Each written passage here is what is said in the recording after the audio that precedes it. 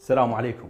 سنة 1827 بالجزائر اجى القنصل الفرنسي بيار دوفال. وصل قصر الداي حسن باشا حاكم إيالة الجزائر. وللمعلومة الداي بالعثمانية تعني الخال، والإيالة بالأخير طورت صارت الولايات، لأن هذا تقسيم إداري عند العثمانية. ونرجع للجزائر والقنصل الفرنسي. هذا القنصل اجى حتى يقدم تهنئة بمناسبة عيد الفطر، والداي حسن استغل وجود القنصل واستفسر منه وقال له: ليش فرنسا ما ترد على الرسائل اللي يطالب بها الدين عليكم؟ طبعا كان الدين كلش ثقيل، 24 مليون فرنك فرنسي، وهو قيمة القمح اللي صدرته الجزائر لفرنسا. طبعا بهاي الفترة كانت أوروبا عازلة فرنسا على صفحة وما تقلبها بسبب مبادئها اللي تنص على الحرية والمساواة وحقوق الإنسان، وهذا الشيء ما يصرف الأوروبا. طبعا أنا ذكرت هاي المعلومة حتى تشوفون بلد الحرية والمساواة شلون ردت الجميل للجزائر.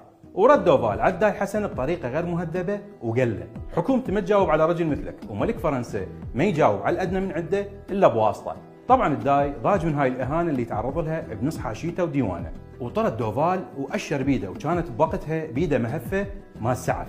دوفال متحرر ابو الانسانيه قابل يسكت؟ لا، رفع تقرير لفرنسا وقال لهم هددوني وانضربت 3 مرات بالمروحه. وهنا ملك فرنسا شارل العاشر سوى ودى سفينه لابروفانس بقياده القبطان كولي، وهذا القائد طلب من الداي حسن ان يجي شخصيا ويصعد للسفينه ويعتذر دوفال. فرفض الداي، فرد عليه القائد وقال له: عندي حل ثاني، وهو ان نجي لقصرك اني ورئيس الاركان والقناصل واعتذر دوفال قبالهم، او ترسل بعثه برئاسه وزير البحريه باسمك يعتذر، وبعدها يرفع العلم الفرنسي بجميع قلاع الجزائر، وتطلق 100 طلقه مدفعيه تحيه لعلم فرنسا، وتتنازلون عن جميع الديون اللي علينا. واذا ما عجبتكم هاي الاقتراحات خلال 24 ساعه راح يعلن الحصار على الجزائر.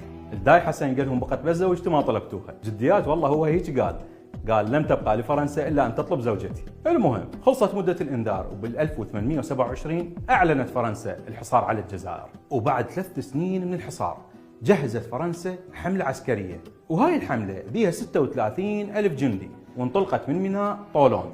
وبال 1830 انغزت الجزائر واحتلت. الداي العثماني الداي حسن شاف الوضع انتهى، فوقع وثيقه استسلام، وبعدها جمع امواله وحاشيته وسافر وراح لنابولي. وهنا انتهى الاحتلال العثماني السيء، وبدأ الاحتلال الآخر الفرنسي الأسوأ اللي نهب وسرق ثروات هذا البلد لمدة 132 سنة ودمره. والسبب كان شنو؟ سبب مروحة. ومرت السنوات وتكررت هواي أحداث، ورجع لنا الاحتلال هالمرة بس بأسلحة الدمار الشامل، ودخلوا ودمروا العراق أمام أنظار العالم كله. الاحتلال احتلال، إذا كان أمريكي فرنسي بريطاني كله احتلال.